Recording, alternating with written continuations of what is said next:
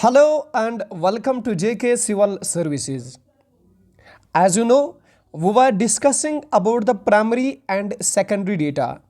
My dear friends, as you already know, I have discussed about the primary and secondary data. And in this very lecture, we'll be discussing about the methods of collecting primary data or the statistical methods of collecting primary data, or simply we can say the modes of data collection. There are four methods ऐसे हैं जिनसे हम collect कर सकते हैं primary data को. So दोस्तों, पहला method that is direct personal investigation. Second, indirect oral investigation. Third, information from local sources और correspondents. And lastly, information through questionnaires and schedules. इनमें हम पढ़ेंगे mailing methods and enumerators method. दोस्तों, आज के लेक्चर में हम कवर करने की कोशिश करेंगे पहले तीन, और जो ये चौथा है that means information through questionnaires and schedules, hopefully कल के लेक्चर में हम ये कंप्लीट करेंगे दोस्तों. सो चलो, without wastage of much time, let's get started. पहले बात करेंगे direct personal investigation. My dear friends, here are three terms that is direct, personal and investigation. Direct यानी बिल्कुल डायरेक्टली जाना, पर्सनल यानी हर एक बंदे के पास जाना, एंड इन्वेस्टिगेशन यानी जब investigator directly person to person जाएगा, डायरेक्टली जांच पड़ताल करेगा, डायरेक्टली जितने भी सारे आदमी हैं उनसे पूछताछ करेगा, उसको हम कहेंगे डायरेक्ट पर्सनल इन्वेस्टिगेशन. सो यहां पे हम कहेंगे कि डायरेक्ट पर्सनल इन्वेस्टिगेशन जो मेथड है, it is the method of primary data collection. इसमें अगर हम डेफिनेशन की बात करेंगे तो ये ऐसा प्राइमरी मेथड है, ऐसा कलेक्शन मेथड है जिसमें इन्वेस्टिगेशन जो है, इन्वेस्टिगेटर ये डायरेक्टली लोगों के पास जाता है और इन्फॉर्मेंट से इंफॉर्मेशन हासिल करता है. दोस्तों, यहां पे मैंने थोड़ी सी यहां पे फ्लो चार्ट में दिखाया है. This is investigator and this is इंफॉर्मेंट. इंफॉर्मेंट वो लोग होते हैं जिनसे इंफॉर्मेशन लेनी होती है. फॉर एग्जाम्पल, मैं किसी गांव में जाऊंगा, मैं उनको बोलूंगा बताओ किस किस को यहां पे, किस किस फैमिली में जो बच्चा हुआ है उनको पोलियो ड्रॉप दिया गया है कि नहीं. यानी अगर मैं हर किसी फैमिली के पास जाऊं और हर फैमिली के मेंबर के पास जाऊं, उनसे पूछूं कि आपका जो न्यू बॉर्न बेबी है उसको पोलियो ड्रॉप दिया गया कि नहीं. So the families, so the population, so the people of that area will be called as informants. उनको मैं नाम कहूंगा informants. और जो ये पूछताछ करेगा, जो यहां पे इंफॉर्मेशन कलेक्ट करेगा, उसको हम कहेंगे रिसर्चर, उसको हम कहेंगे investigator. In short, direct personal investigation में इन्वेस्टिगेटर खुद जाता है इंफॉर्मेंट्स के पास और वहां से डेटा कलेक्ट करता है. That is direct personal investigation. हमें डेफिनेशन पढ़ने की जरूरत नहीं है क्योंकि हमने कोई डेस्क्रिप्टिव एग्जाम नहीं देना है, हमने बस एक ऑब्जेक्टिव टाइप एग्जाम देना है. तो दोस्तों, यहां पे डायरेक्ट पर्सनल इन्वेस्टिगेशन आपको खुद दिखाता है कि एक इन्वेस्टिगेटर जाएगा इंफॉर्मेंट्स के पास और इंफॉर्मेंट उसको इंफॉर्मेशन देगा रिगार्डिंग द रिसर्च, यानी जिस पे रिसर्च चलती होगी. फॉर एग्जाम्पल, रिसर्च इस बात की होगी कि हमें देखना होगा कि एक पॉपुलेशन में, एक गांव में जितने भी बच्चे नए जने, उन बच्चों में कितने बच्चों को पोलियो ड्रॉप दिया गया. So that is just direct personal investigation. लेकिन अब आपके एग्जाम में क्वेश्चन बन सकता है, आप वो method of primary data collection बताइए जिसमें एक डायरेक्ट रिलेशनशिप होती है इन्वेस्टिगेटर और इंफॉर्मेंट्स की. यहां पे मैंने बोला ना, यहां पे इन्वेस्टिगेटर खुद जाता है, डायरेक्टली जाता है इन इंफॉर्मेंट्स के पास उनसे पूछताछ करता है. यानी एक डायरेक्टली रिलेशनशिप है, एक डायरेक्ट रिलेशनशिप है इन्वेस्टिगेटर और उन पर्सन से जिन पर्सन से इंफॉर्मेशन निकालनी है, उसको हम कहेंगे डायरेक्ट पर्सनल इन्वेस्टिगेशन. सो यहां पे एक डायरेक्ट रिलेशनशिप है. लेकिन दोस्तों, जब भी हमें इन्वेस्टिगेटर डायरेक्टली जाता है लोगों के पास और इंफॉर्मेशन कलेक्ट करता है, रिसर्च अपना जो प्रोजेक्ट है, रिसर्च प्रोजेक्ट कोई भी प्रोजेक्ट होगा, जब भी इंफॉर्मेशन कलेक्ट करता है, लेकिन यहां पे ये जो डेटा वो लाएगा, हम तभी समझेंगे कि ये जो डेटा, प्राइमरी डेटा हमने कलेक्ट किया, हम इसमें सक्सेसफुल हो गए, इसमें 100% एक्यूरेट इंफॉर्मेशन है, या हम 100% सक्सेस हो गए. So the success of this method is that the investigator should be diligent, efficient, impartial and tolerant. यानी जो यहां पे ये इन्वेस्टिगेटर पूछताछ करता है लोगों से, ये डिलीजेंट होना चाहिए, यानी ये केयरफुल होना चाहिए, इसके एफर्ट्स यानी ये फुल एफर्ट देना चाहिए अपना. ही शुड बी एफिशिएंट, इसको समझना चाहिए कि मैं जो लोगों को क्वेश्चन पूछता हूं, मैं जो लोगों से इंटरेक्शन करता हूं, उनसे कोई चीज निकालता हूं, उनसे मैं इंफॉर्मेशन निकालता हूं, यानी ये समझना चाहिए कि ये लोग सच बोल रहे हैं या झूठ बोल रहे हैं, यानी he should be very much efficient. Number third thing, the investigator should be impartial, यानी ही शुड नॉट डू बयासिंग, यानी एक इन्वेस्टिगेटर बयासिंग नहीं करना चाहिए, ये इम्पार्शियल होना चाहिए, यानी यहां पे ये पार्शियलिटी नहीं करना चाहिए. यानी ये दो फैमिलीज के पास चला गया, फिर इस फैमिली को स्किप किया, बोला कि ये गरीब फैमिली है, चलो मैं अब किसी और अमीर फैमिली के पास जाऊंगा. सो दोस्तों, इम्पार्शियलिटी इस इन्वेस्टिगेटर में नहीं होनी चाहिए, तभी तो हमारा जो रिजल्ट आएगा वो सक्सेस हम आएंगे, वो हम सक्सेसफुली यहां पे इस डेटा को, इस मेथड को यहां पे सक्सेसफुली इंक्लूड कर सकते हैं. And one more characteristic feature of this information, of this investigator should be, he should be tolerant. दोस्तों ये टॉलरेट होनी चाहिए. टॉलरेट मतलब यानी he should not be hyper, अगर इसे कोई कुछ बोले he should not be hyper, ये लड़ाई झगड़ों पे नहीं आना चाहिए. ही शुड बी टॉलरेंट, यानी इसको बहुत पैदल चलना पड़ेगा, इसको इंफॉर्मेशन कलेक्ट करनी पड़ेगी बहुत जगहों पे, कभी कभी ऐसे भी गांव होंगे जिनमें सड़कें नहीं होंगी, इसको पैदल जाना पड़ेगा. ठीक है दोस्तों, लेकिन इसको हर एक गांव के हर एक फैमिली के पास जाना होगा. That means he should be tolerant, he should be patient, he should be having the perseverance. तब जाके यहां पे जो रिजल्ट आएगा वो 100% यहां पे एक्यूरेट आएगा. कौन सा? डायरेक्ट पर्सनल इन्वेस्टिगेशन वाला. सो दोस्तों, कल को आपके एग्जाम में क्वेश्चन आ सकता है, कौन कौन सा ऑप्शन दिया गया होगा नीचे, वहां पे लिखा होगा कि एक कैरेक्टरिस्टिक फीचर क्या होगा इन्वेस्टिगेटर का. तो इन चारों ऑप्शंस में अगर कोई इन चारों ऑप्शंस में ये ऑप्शन होगा तो आप इसको टिक कर लेना. ठीक है ना मेरे दोस्तों. अब मैं आपको यही एग्जांपल बताऊंगा डायरेक्ट पर्सनल इन्वेस्टिगेशन मेथड के बारे में. फॉर एग्जांपल, एक इंडस्ट्री में जाना और वहां पे पता करना कि जितने भी वर्कर्स वहां पे काम करते हैं, जितने भी वर्कर्स एक इंडस्ट्री में काम करते हैं, वहां पे पता करना कि उनकी इकोनॉमिक कंडीशन कैसी है. यानी क्या उनको तनख्वाह अच्छा मिलता है, क्या उनको उनके काम का तनख्वाह बराबर मिलता है, क्या अगर वो ओवर टाइम करते हैं उनको तनख्वाह बराबर मिलता है, ओवर टाइम का भी एडिशनल तनख्वाह मिलता है कि नहीं. यानी इनकी घरेलू हालात के बारे में, इकोनॉमिक कंडीशन के बारे में अगर हमने एक इंडस्ट्री में जाना होगा और वहां पे वर्कर्स पे रिसर्च करना होगा कि उनकी इकोनॉमिक कंडीशन कैसी है, तो यहां पे हम क्या करेंगे, अगर हम डायरेक्ट पर्सनल इन्वेस्टिगेशन यूज करते हैं तो यहां पे एक इन्वेस्टिगेटर डायरेक्टली आएगा. वो अगर फॉर एग्जांपल मान के चलिए इस इंडस्ट्री में 100 यहां पे वर्कर्स है, अगर ये बिल्कुल एक एक वर्कर के पास चला जाएगा, यानी पूरे 100 वर्कर्स के पास चला जाएगा और उनको बोलेगा बताओ भाई, बताओ बशीर साहब, बताओ आपको क्या इस इकोनॉमिक कंडीशन कैसी है आपकी, बताओ रूफ साहब, बताए आफाक साहब, बताए आशिक साहब और बताए उमर साहब, यानी जितने भी सारे यहां पे वर्कर्स होंगे इंडस्ट्री के, एक एक करके हर किसी के पास ये चला जाएगा और उनसे इंफॉर्मेशन कलेक्ट करेगा. लेकिन डायरेक्टली हर किसी पर्सन के पास, इसीलिए तो नाम पड़ा डायरेक्ट पर्सनल इन्वेस्टिगेशन. ठीक है ना दोस्तों. या दूसरी बात जो हमारे कश्मीर में कॉमन थी वो ये थी कि फॉर एग्जांपल अगर किसी एरिया में आर्मी को पता चलता था कि यहां पे मिलिटेंट्स है, तो आर्मी क्या करते थे, वो जाते थे हर एक फैमिली में और वहां पे इन्वेस्टिगेशन करते थे, वहां पे छापा डालते थे, वहां पे तलाशी लेते थे, यानी एक भी घर नहीं छूटता था इसमें. दैट मीन्स डायरेक्टली वो जाते थे और तलाशी लेते थे हर किसी घर की. That means direct personal investigation. या हर किसी को पूछते थे बताओ बताओ आप बताओ आप बताओ. ठीक है, that means direct personal investigation. ठीक है ना दोस्तों. अब हम इसी मेथड के बारे में पढ़ेंगे कि ये सूटेबल कहां कहां पे है. ये मेथड तब अप्लाई हो सकता है अगर इन्वेस्टिगेशन फील्ड लिमिटेड होगा. यानी फॉर एग्जांपल एक छोटा मोटा सा विलेज होगा, यहां एक फैक्ट्री होगी जिस फैक्ट्री में टोटल 100 आदमी हो या 1000 तक भी चलेंगे, क्योंकि फिर भी ये कम ही है, यानी इन्वेस्टिगेशन फील्ड कम है।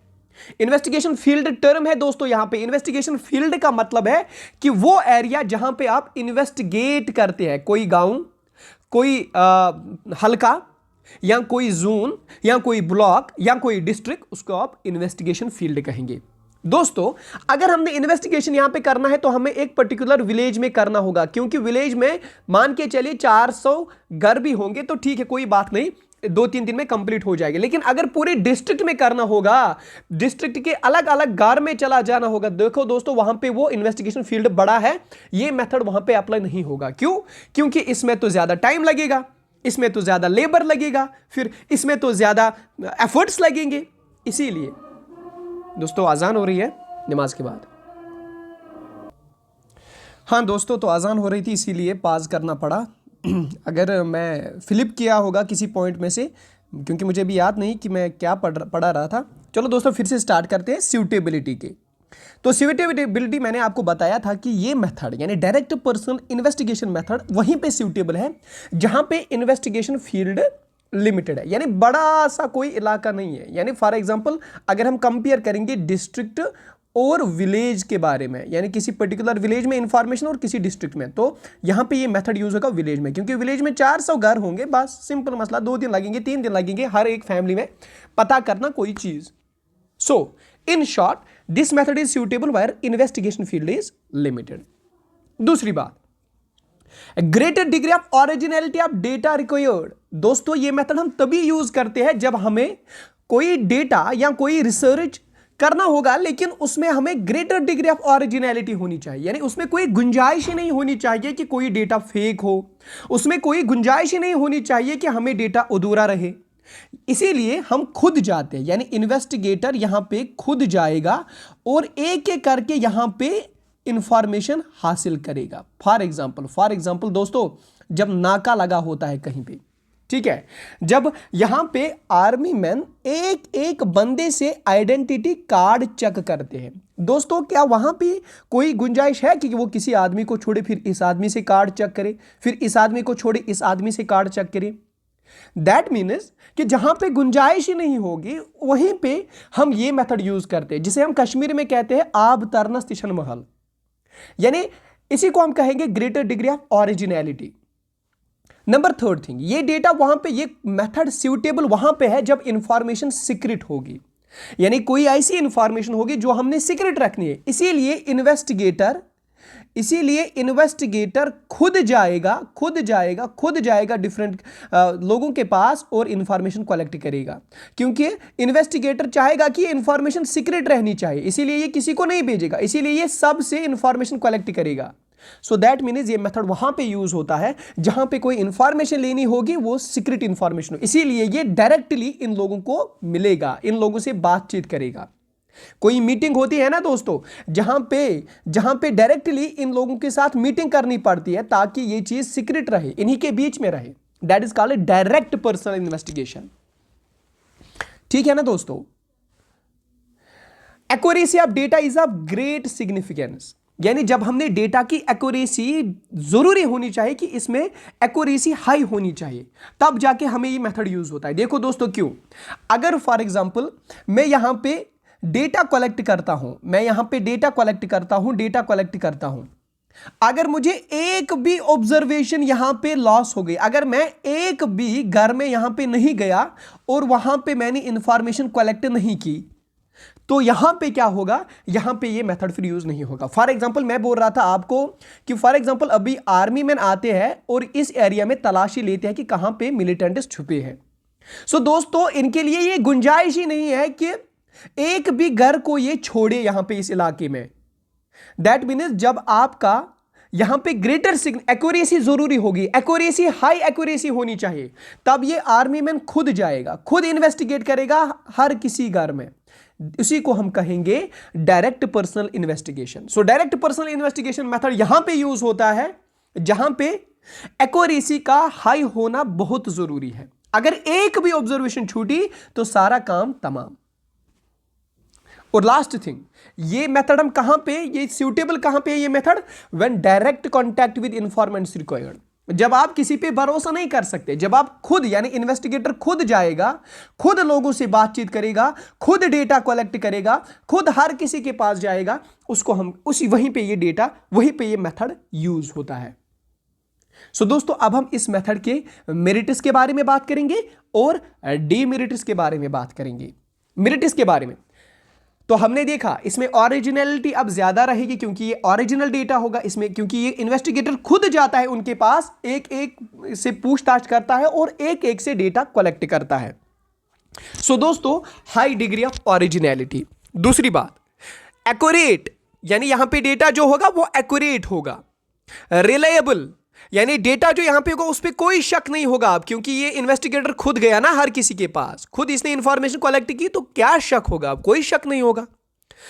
रिलेटेड इंफॉर्मेशन, देखो दोस्तों, इससे एक फायदा ये भी है कि अगर आप, ये इन्वेस्टिगेटर है, इट इज इन्वेस्टिगेटर, और यहां पे लोग हैं जिनसे ये इंफॉर्मेशन लेता है, उनको मैं कहूंगा इन्फॉर्मेंट्स। ये इन्वेस्टिगेटर यहां पे इन इन्फॉर्मेंट से इंफॉर्मेशन लेता है, लेकिन अगर ये किसी रिसर्च से मुतलिक इनको इंफॉर्मेशन लेता है, लेकिन ये ऐसे क्वेश्चंस इनको पूछता है कि इस इन्वेस्टिगेटर को, इस रिसर्चर को एडिशनल इंफॉर्मेशन मिलती है, एडिशनल इंफॉर्मेशन मिलती है। दोस्तों, एग्जाम्पल के लिहाज से हम देखेंगे। फॉर एग्जाम्पल, ये इन्वेस्टिगेटर, इसको पता करना है कि इस गांव में कितने लोगों के पास जमीन है जिन पे एप्पल ऑर्चर्ड है, दोस्तों। तो ये इन्वेस्टिगेटर जाएगा हर किसी फैमिली के पास, पूछेगा, बोलेगा बताओ भाई आपके पास कितना एरिया है जिस पे एप्पल है, ये बताएगा 2 कुनाल्स, ये बोलेगा 4 कुनाल, ये वाला बोलेगा 5, ये बोलेगा 6, ये बोलेगा 7, ये बोलेगा 8 कुनाल। ठीक है, ये हर किसी फैमिली के पास गया। इसका इतना ही रिसर्च था, हर किसी फैमिली में अलग अलग जाके देखना कि किसके पास कितनी land occupied by the Apple plants है।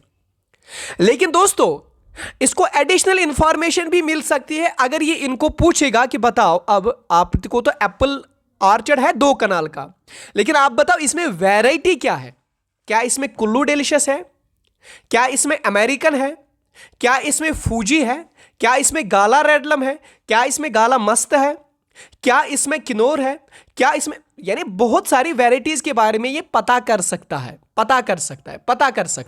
या ये पता कर सकता है कि आप बता, आप में कितने प्लांट्स इस ऑर्चर्ड में है जो अब खराब हो गए हैं, या आप ये बताओ कि आपके ऑर्चर्ड में कितने प्लांट्स है, ये इंफॉर्मेशन भी कलेक्ट कर सकता है।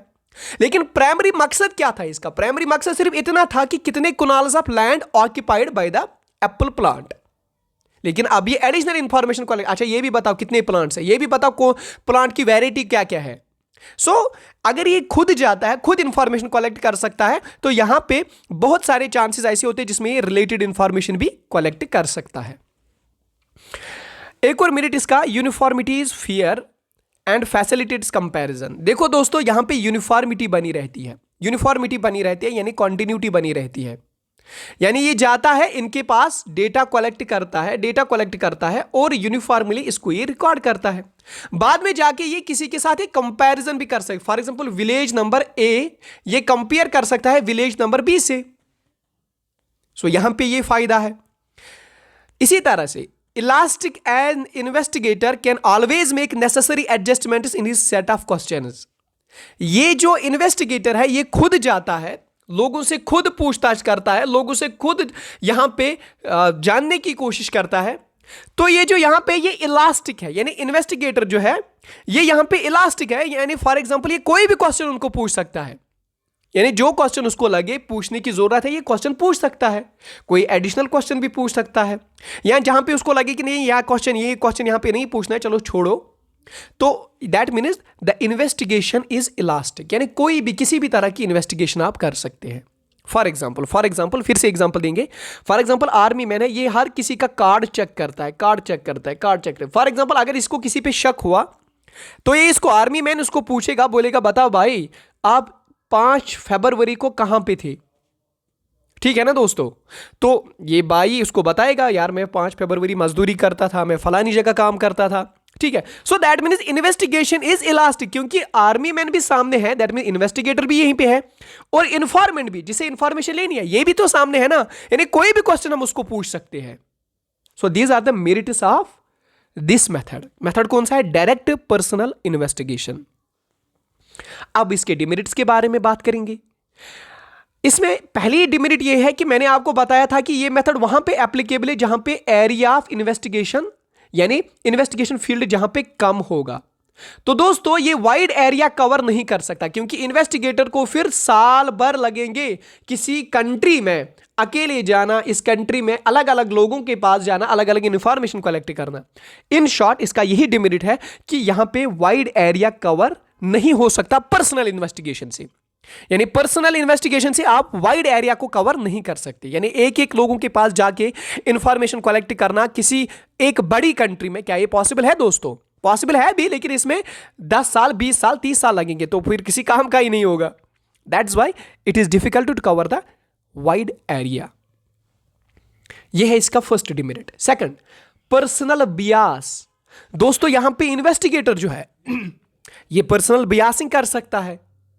ये यहां पे सोच सकता है कि चलो भाई इसको छोड़ो, चलो मैं अब यहां पे जाता हूं। दैट मीन्स पर्सनल बियास की बहुत सारी चांसेस हो सकते हैं यहां पे। तीसरी बात, ये कॉस्टली है, क्योंकि अकेला बंदा इन्वेस्टिगेटर खुद जाता है यहां पे एक पूरे विलेज में, इसको 10 दिन लगते हैं, 20 दिन लगते हैं, 50 दिन लगते हैं। सो दैट मीन्स टाइम का भी जाया होता है, इसमें मनी भी जाया होती है, और एफर्ट्स भी यहां पे बहुत ज्यादा लगते हैं। और इसमें जो यहां पे इन्वेस्टिगेटर होगा वो ट्रेनड पर्सन होना चाहिए, यानी इन्वेस्टिगेटर एम ही नहीं होना चाहिए, यानी वो स्किल्ड पर्सन होना चाहिए। दैट्स वाई ये भी एक डिमेरिट है इसमें। और दोस्तों लिमिटेड कवरेज मतलब यहां पे मैंने पहले ही बताया जो एरिया यहां पे मैंने लिया वो कम है। और दैट मीन्स फॉर एग्जांपल अगर एरिया कम है तो कम कवरेज पे मैं गया तो वहां पे रिजल्ट जो है, जो कंक्लूजन है वो गलत भी हो सकते हैं। देखो दोस्तों कैसे, फॉर एग्जांपल मैं एक फैक्ट्री में गया, जो मैंने एग्जांपल समझाया आपको, यहां पे 100 मैन थे। ये फैक्ट्री ए है दोस्तों, इस इलाके में ये फैक्ट्री है, इस फैक्ट्री का नाम है Umar and sons factory for example. तो दोस्तों इस फैक्ट्री में 100 यहां पे वर्कर्स है। मैं 100 वर्कर्स के पास गया, मैंने उनको बोला बताओ भाई आपकी इकोनॉमिक कंडीशन क्या है। तो मुझे 80% लोगों ने बोला कि इनकी इकोनॉमिक कंडीशन गुड है, 20% लोगों ने बोला कि इनकी इकोनॉमिक कंडीशन बैड है। ठीक है ना दोस्तों? तो मैं बस रिजल्ट ड्रॉ कर, मैं बोलता हूं इस पूरे इलाके में जितने भी वर्कर्स है उनकी 80% कंडीशन ठीक है, 20% कंडीशन खराब है। लेकिन दोस्तों एक्चुअली में मैंने क्या किया था, मैंने सिर्फ एक फैक्ट्री में देखा था और मैं इसी पे रिजल्ट ड्रॉ करता हूं। मैंने एक छोटी मोटी फैक्ट्री में देखा था और मैं अब सारी फैक्ट्रीज को इसी बुनियाद पे रिजल्ट दिखा रहा हूं कि नहीं सारी फैक्ट्री में यही होगा। तो दोस्तों इसीलिए यहां पे लिमिटेड कवरेज है और इसीलिए यहां पे रिजल्ट्स गलत होने के भी बहुत चांसेस हो सकते हैं। ठीक है ना दोस्तों? इसी तरह से एक और डिमेरिट इसका, that is presence of investigator may inhibit respondent from saying what they really think. देखो दोस्तों यहां पे इन्वेस्टिगेटर आएगा, वो हर किसी बंदे के पास जाएगा, पूछताछ करेगा। ठीक है ना दोस्तों? सो यहां पे ये गुंजाइश भी है कि ये जो इन्वेस्टिगेटर है ये जब पूछताछ करता है तो लोग इससे डरेंगे, या लोग जो अंदर से सोचते हैं वो उसको एग्जैक्टली वही जवाब नहीं देंगे, क्योंकि इनको पता है कि ये इन्वेस्टिगेटर गवर्नमेंट का आदमी है। अगर हम इसको ये चीज बताएंगे, अगर हम इसको वो चीज बताएंगे तो क्या पता ये बात हमारी गवर्नमेंट तक पहुंचेगी। फॉर एग्जांपल दोस्तों यहां पे इन्वेस्टिगेटर है आपकी गवर्नमेंट का कोई आदमी जो इरिगेशन में काम कर रहे हैं, तो इसको इन्वेस्टिगेटर बनाया गया। यहां पे ये एक विलेज में जाएगा और यहां पे या फॉर एग्जांपल 4-5 विलेजेस में जाएगा और लोगों से पूछेगा कि बताओ यहां पे कितने वाटर पंप्स हैं, बताओ आपको वाटर की फैसिलिटी कितनी अच्छी मिलती है, कितने वाटर पंप्स है, कितने इरिगेशन कैनाल्स है, कितने स्प्रिंग्स है यहां पे, आप बताओ। लोग क्या चाहेंगे? लोग चाहेंगे नहीं हमें और ज्यादा वाटर आने चाहिए, हमें और ज्यादा यहां पे कैनाल्स बनने चाहिए, हमें और ज्यादा वाटर यहां पे फ्लो होना चाहिए। तो लोग कभी कभी इसको इंफॉर्मेशन गलत भी देंगे, इसको देख के अपनी नीयत उनकी बिगड़ जाएगी, वो इंफॉर्मेशन इसको गलत भी दे सकते हैं। सो दैट इज वाई यहां पे जो ये लोग ऑटोमेटिकली में सोचते हैं, जो ये लोग ओरिजिनली में सोचते हैं, वो ये इन्वेस्टिगेटर को बिल्कुल भी नहीं बताएंगे, कभी कभार ऐसा भी होता है। So this is one more demerit. ठीक है ना दोस्तों? ओके, अब हम दूसरे मेथड के बारे में बात करेंगे, that is indirect oral investigation. तो दोस्तों इनडायरेक्ट मतलब होता है कि जब आप डायरेक्टली, यहां पे मैंने दो चीजें बताई थी, एक बताया था मैंने this is your investigator, investigator and this is your informant. यानी इन्वेस्टिगेटर इस इन्फॉर्मेंट से क्या करता है, पूछताछ करता है। यानी इन्फॉर्मेंट इन शॉर्ट आप मान के चलिए लोग होते हैं जो इन्फॉर्मेशन देते हैं, और इन्वेस्टिगेटर कोई मुलाजिम होता है जिसे इन्फॉर्मेशन चाहिए, जो इसको हम रिसर्चर भी कहते हैं। यानी जिस बेचारे को रिसर्च करना होगा उसको हम रिसर्चर कहेंगे या उसको हम इन्वेस्टिगेटर कहेंगे। ठीक है दोस्तों, यहां पे मैंने क्या बोला, indirect oral investigation. Indirect term है, इनडायरेक्ट यानी यहां पे डायरेक्टली इन्फॉर्मेंट से बात नहीं होगी, लेकिन बात होगी किसी इसी के रिलेटेड, इन्हीं के रिलेटेड किसी और के साथ, लेकिन ओरली, उनसे भी ओरली बातचीत होगी, यानी जुबानी उनसे भी बातचीत होगी, लेकिन डायरेक्टली हम इन्फॉर्मेंट से बातचीत नहीं करेंगे। तो दोस्तों यहां पे भी मैंने लिखा है, instead of directly approaching the informant the investigator interviewed several other persons who are directly or indirectly in touch with the informants known as witness. ठीक है ना दोस्तों, तो उसको हम बात करेंगे इनडायरेक्ट ओरल इन्वेस्टिगेशन। यहां पे एक और टर्म आएगी दैट इज विटनेस। तो दोस्तों यहां पे इन्वेस्टिगेटर किससे पूछताछ लेगा, विटनेस से, और विटनेस को पता होगी किसके बारे में, इन्फॉर्मेंट के बारे में, इन्फॉर्मेंट्स के बारे में, यानी लोगों के बारे में उसको पता होगी। इसीलिए यहां पे इंफॉर्मेशन इन्वेस्टिगेटर किससे लेगा, विटनेस से लेगा। क्या इन्वेस्टिगेटर डायरेक्टली इनसे इंफॉर्मेशन लेगा, इन्फॉर्मेंट से? नहीं, इन्वेस्टिगेटर इनडायरेक्टली इन्हीं की इंफॉर्मेशन लेता है, लेकिन विटनेस से, किसी विटनेस से। इसी को हम कहेंगे इनडायरेक्ट ओरल इन्वेस्टिगेशन। देखो दोस्तों, फॉर एग्जाम्पल, अभी मैंने ऊपर आपको एग्जाम्पल दी थी एम्प्लॉयज की, जो किसी फैक्ट्री में काम करते हैं, जो वर्कर्स किसी फैक्ट्री में काम करते हैं, उनकी इकोनॉमिक कंडीशन के बारे में, यानी उनकी कैसी हालत है, माशी हालत जिसे हम कहते हैं, यानी उनका कैसा रोजगार चलता है, उनको कितने पैसे मिलते हैं, क्या उनका अच्छे से घर चलता भी है कि नहीं। अगर हम ये इंफॉर्मेशन डायरेक्टली उनको जाके पूछेंगे, वर्कर्स को डायरेक्टली जाके पूछेंगे, that is direct personal investigation. लेकिन अगर अब हमें इतनी फुर्सत नहीं होगी कि हम हर एक वर्कर के पास जाएंगे, उससे इंफॉर्मेशन कलेक्ट करेंगे, अगर हमें इतनी फुर्सत नहीं होगी, हम क्या करेंगे, हम इनके एम्प्लॉयर के पास जाएंगे, यानी जिन्होंने उनको एम्प्लॉय किया होगा, यानी जिन्होंने उनको काम पे लगाया होगा, दैट इज द एम्प्लॉयर। हम इसी यानी इन्वेस्टिगेटर इसी एम्प्लॉयर के पास जाएगा और इन वर्कर्स के बारे में पता करेगा कि कितने वर्कर्स यहां पे है, और एक एक वर्कर के बारे में बताएगा कि यहां पे इस वर्कर की हालत कैसी है, इस वर्कर की हालत कैसी है, यानी आप बताओ प्रपोर्शन ऑफ वर्कर जिनकी हालत गुड है, और आप बताओ जिनकी हालत बैड है। तो यहां पे कौन देगा ये डेटा, ये देगा एम्प्लॉयर।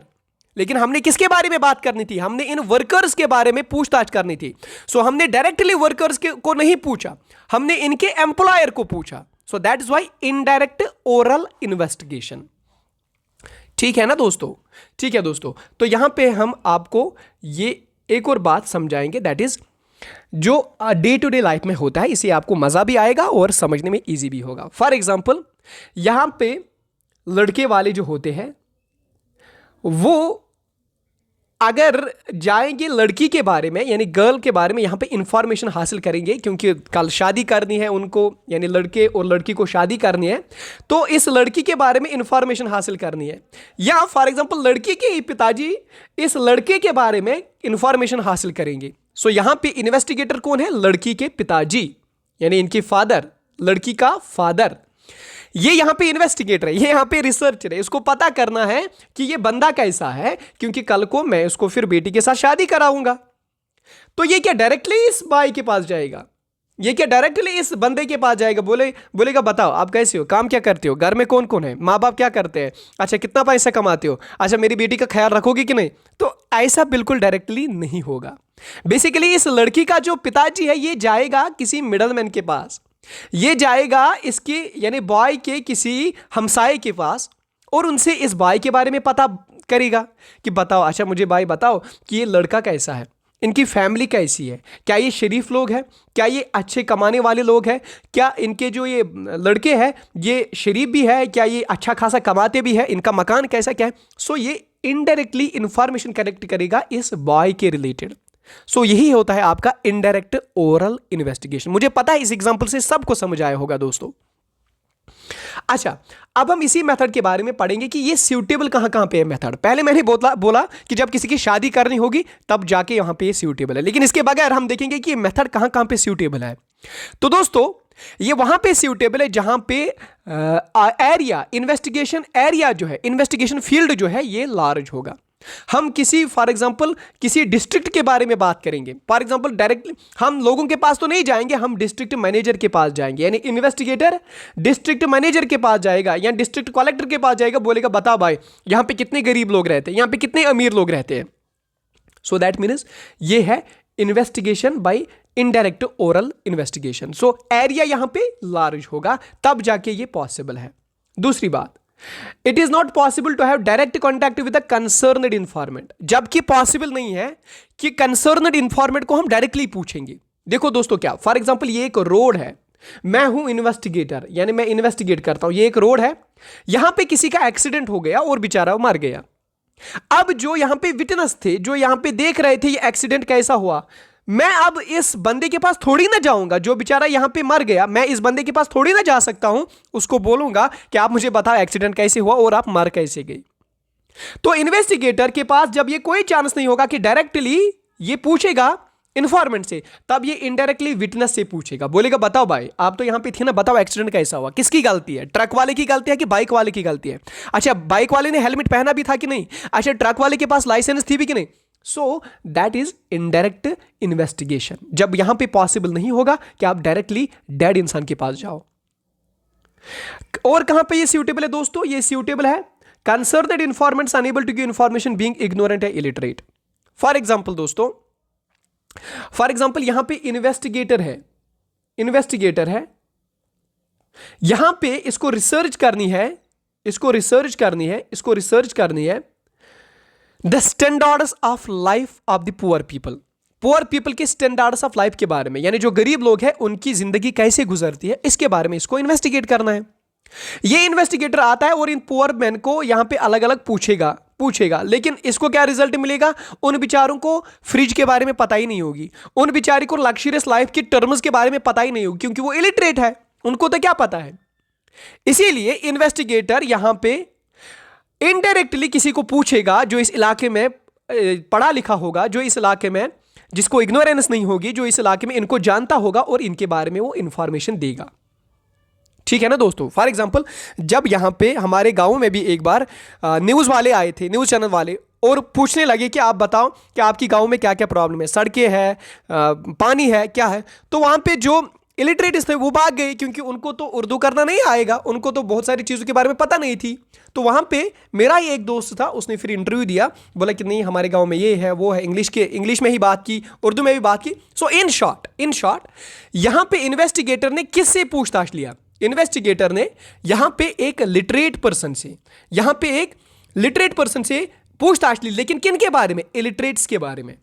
सो पूछना तो इलिटरेट से था, लेकिन हमने किससे पूछा? हमने लिटरेट इंसान से पूछा। दैट मीन्स इनडायरेक्टली इसकी इंफॉर्मेशन हमने इस इंसान से ली। That is called indirect oral investigation. तो यहां पे ये सूटेबल है। और एक जगह जहां पे ये suitable, that is investigation is so complex that only experts can give information.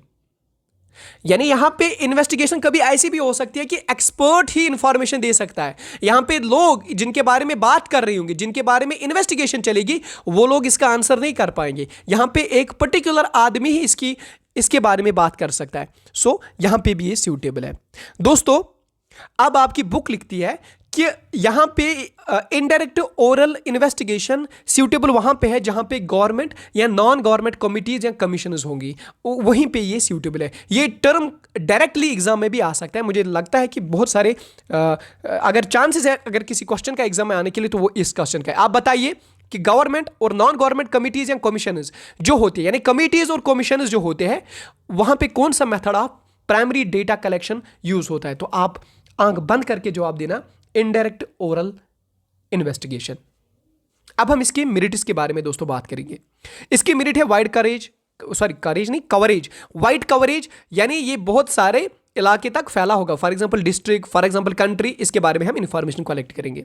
Lakes expensive, क्यों? क्योंकि यहां पे एक ही बंदे के पास जाना है, उससे बोलना है बता भाई इन गरीबों के बारे में बताओ। That means less expensive. Expert opinion यानी मोर रिलायबल, ये रिलायबल वो होता है क्योंकि यहां पे एक एक्सपर्ट है वही बता रहा है इनके बारे में। फ्री फ्रॉम बियास, यहां पे बियासिंग की कोई बात नहीं है। And simple approach of data collection, और ये बहुत सिंपल है क्योंकि एक ही बंदे के पास जाओ या 4-5 बंदों के पास जाओ, उनको पूछो, पूरे गांव के बारे में यही हाल बताएंगे। So that means simple approach of data collection. अब इसके डिमेरिट्स, भाई यहां पे लेस एक्यूरेट है क्योंकि लोगों के पास नहीं हम डायरेक्टली जाते, उनकी हाल चाल हम डायरेक्टली नहीं देखते। That means it is less accurate. कोई झूठ भी बोल सकता है, कोई एक्यूरेट इंफॉर्मेशन भी नहीं बता सकता या कोई इनकम्प्लीट इंफॉर्मेशन बताएगा, क्योंकि अगर हम डायरेक्टली इनके पास जाते तो हमें खुद पता चलता, लेकिन हमने विटनेस को यूज किया तो क्या पता वो इंफॉर्मेशन गलत हो। So less accurate than the first method. First method क्या था? Direct personal information. बियासड, क्योंकि यहां पे विटनेस है, क्या पता उसने बियासिंग की होगी, क्या पता उसने बोला होगा नहीं ट्रक ड्राइवर की ही गलती है, इसी ने बाइक वाले को मारा, क्या पता उसकी दुश्मनी होगी बाइक वाले ट्रक ड्राइवर के साथ। दैट मीन्स पर्सनल बियासिंग भी यहां पे हो सकता है। एंड डाउटफुल कंक्लूजन, अब हमें यह पता नहीं क्योंकि हमने इन स्लम्स के बारे में, इन गरीबों के बारे में बात करनी थी और हमने 5 लोगों को पूछा बताओ भाई इनके बारे में बताओ। 3 ने बोला कि इनकी कंडीशन अच्छी है, 2 ने बोला इनकी कंडीशन खराब है। अब तो दुविधा में फंस गए ना, किसकी बात माने। सो डाउटफुल कंक्लूजन, अब हम कंक्लूड ही नहीं कर पाएंगे कि क्या सही है क्या गलत है। पहले टाइम देखते हैं दोस्तों, 36 मिनट्स हुए, तो मुझे लगता है कि ये जल्दी जल्दी हम कंप्लीट करेंगे 2-5 मिनट में, और फिर हम आपको कल पढ़ाएंगे इसका 4th मेथड। अब है number 3rd method, information from local sources or correspondents. दोस्तों जब हम इंफॉर्मेशन कलेक्ट करेंगे लोकल सोर्सेज से या कॉरेस्पॉन्डेंट से, यानी सिंपल आप याद रख लीजिए, मुखबिर जो होता है यानी जो खबरी होता है, जब हम उससे इंफॉर्मेशन लेंगे उसी को कहेंगे फ्रॉम लोकल सोर्स और कॉरेस्पॉन्डेंट। यानी कॉरेस्पॉन्डेंट आप यहां पे खबरी लिख लेना, खबरी। देखो दोस्तों ये पुलिस है, यहां पे इन्होंने एक बड़े से गांव में, यानी ये विलेज है, यहां पे एक मुखबिर को रखा है, यानी दिस इज योर मुखबिर। और इसमें देखते हैं ये मुखबिर यहां पे देखता है कि इस गांव में कौन आता है कौन जाता है, या जिन पे शक होगा, क्या ये मिलिटेंट है, क्या है। सो पुलिस डायरेक्टली तो यहां गांव में नहीं जाता है हर रोज, लेकिन पुलिस यहां पे मुखबिर तायनात करता है, मुखबिर को रखता है, वही जाके फिर इंफॉर्मेशन देता है पुलिस को। That means the local source और कॉरेस्पॉन्डेंट। सो दोस्तों लोकल एजेंट्स आर कॉरेस्पॉन्डेंट, जो यही के रहने वाले होते हैं, जो इसी गांव में एक मुखबिर होगा वही इंफॉर्मेशन देगा, यानी लोकल एजेंट ही वो होगा। और correspondent are appointed and trained, उनको ट्रेनिंग दी जाती है बाज़ाब्ता तौर पर कि आपको क्या करना है। फॉर एग्जांपल हमारे गांव में एक मुकदम होता है, जो कश्मीरी लोग होंगे उनको तो पता होगी, हमारे गांव में मुकदम हुआ करता था, जो पुलिस को इंफॉर्मेशन देता था कि इस गांव में ये लड़ाई हुई, इसका खता था, लेकिन ये कसूरवार था, ये यहां पे इनोसेंट था। तो वहां पे कौन होता था? वहां पे होता था मुकदम। इसीलिए हम कहते हैं कश्मीरी में गुडिस न पित मुकदमस न ब्रीड, क्योंकि मुकदम को सब पता होती है कि मुकदम जो गांव का होता है उसको सब पता होती है कि गांव में क्या हो रहा है। सो दोस्तों उसको हम कहेंगे लोकल सोर्स या कॉरेस्पॉन्डेंट। जब रिसर्चर यहां पे आएगा, ये है आपका रिसर्चर, ये है आपका इन्वेस्टिगेटर, वो इस पूरे गांव में तो नहीं जाएगा इंफॉर्मेशन कलेक्ट करे, वो इसी मुकदम से पूछेगा, वो इसी गांव के लोकल एजेंट से पूछेगा, बोलेगा बताओ यहां पे कितने लोग बीजेपी को वोट डालते हैं, यहां पे कितने लोग पीडीपी को वोट डालते हैं, यहां पे कितने लोग बाकी पार्टीज को वोट डालते हैं। तो इसी मुकदम से ये पता चलेगा, ठीक है ना। और बाद में ये मुकदम इंफॉर्मेशन देगा इस रिसर्चर को, ठीक है ना दोस्तों। अब ये कहां पे सूटेबल है? When regular and continuous information is needed, जब continuously inform, for example police ने मुकदम को रखा या पुलिस ने किसी खबरी को रखा इस गांव में, क्योंकि उनको कंटिन्यूअसली इंफॉर्मेशन चाहिए, कौन आता है कौन जाता है, कब क्या दंगे होते हैं। सो तब ये है। Area of investigation is large, जब यहां पे एक बड़ा गांव होगा तब जाके यहां पे ये पॉसिबल है कि हम एक बंदे को रखें वही इंफॉर्मेशन दे इस इन्वेस्टिगेटर को ने यहां पे आप police. Information is to be used by the journals, magazines, radio, TV, यानी यहां पे फिर जब ये मुकदम इंफॉर्मेशन देगा फिर हम इसको टीवी पे लाएंगे। फिर हम फॉर एग्जांपल मैं किसी पोलियो बूथ में जाता हूं, आई एम एन इन्वेस्टिगेटर, मैं एक इन्वेस्टिगेटर हूं, मैं पोलियो बूथ में जाता हूं, लेकिन अब मैं क्या वहां पे रुकूंगा एक पूरा दिन? मैं वहां पे तो नहीं रुकूंगा, एक बंदे को बोलूंगा बताओ आपको किसको वोट डालना, आपको बीजेपी को डालना है कि कांग्रेस को, बीजेपी को कि कांग्रेस को। मैं ऐसा नहीं करूंगा, मैं क्या करूंगा, मैं यहां पे सिंपल वहां पे जो पोलियो बूथ में जो बंदा बैठा होगा उसको मैं बोलूंगा बताओ आपको क्या लगता है, इस पोलियो बूथ में लोगों ने ज्यादा वोट किसको डाले, तो वो मुझे बताएगा, वो बोलेगा 80% बीजेपी को, 20% कांग्रेस को। तो मुझे फिर उसी से अंदाजा आएगा, मैं फिर वहीं पे रेडियो में बोलूंगा, टीवी में बोलूंगा।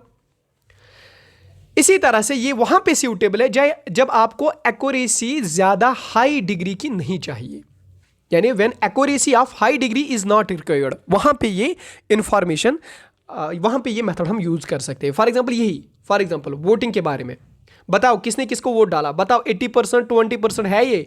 तो जब आपको मतलब बिल्कुल टू द पॉइंट, बिल्कुल एक्यूरेट इंफॉर्मेशन नहीं चाहिए।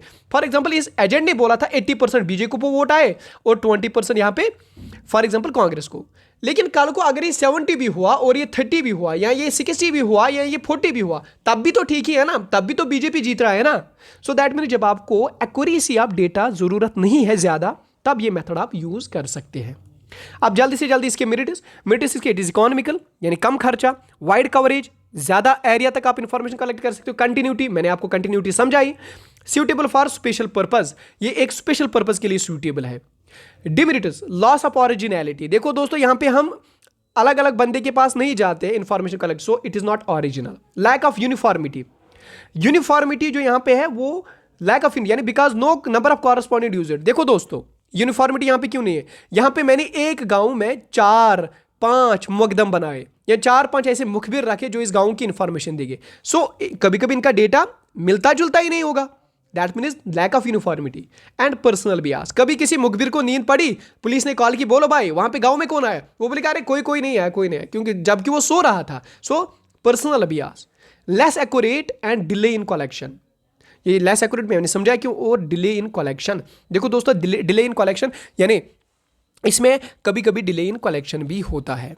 देखो दोस्तों कैसे, मैंने अभी भी आपको समझाया कि यहाँ पे मुखबिर सोया है, उसको बोलेंगे बताओ इन्फॉर्मेशन, वो जब तक जागेगा, जब तक यहाँ पे इनको रिपोर्टिंग करेगा, तब तक लोग भाग गए होंगे। So in short delay in collection भी यहाँ पे हो सकता है इन्फॉर्मेशन में। Okay my dear friends, time ज़्यादा हुआ, बाय।